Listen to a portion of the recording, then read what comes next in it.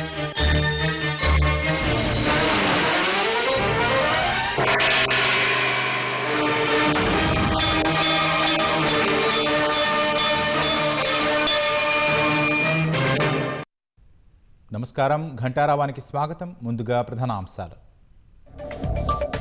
Urea కొరతపై విపక్షాల వ్యాఖ్యలు సరికాదన్న Tummala.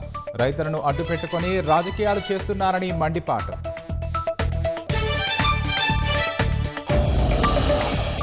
GST సంస్కరణల్లో దక్షిణాదికి అన్యాయం చేయొద్దన్న భట్టి విక్రమార్క. పరిహార సెస్ ద్వారా వచ్చే మొత్తాన్ని రాష్ట్రాలకే ఇవ్వాలని డిమాండ్. సీజనల్ వ్యాధులపై అధికారులు అప్రమత్తంగా ఉండాలన్న పొన్నం. గురుకులాలు, హాస్టళ్లలో ప్రత్యేక జాగ్రత్తలు తీసుకోవాలని ఆదేశాలు. భారత్తో వివాదాలను త్వరగా పరిష్కరించుకోవాలన్న నిక్కీ హేలీ. ఢిల్లీని చైనా మాదిరిగా చూడొద్దని ట్రంప్ ప్రభుత్వానికి హితవు.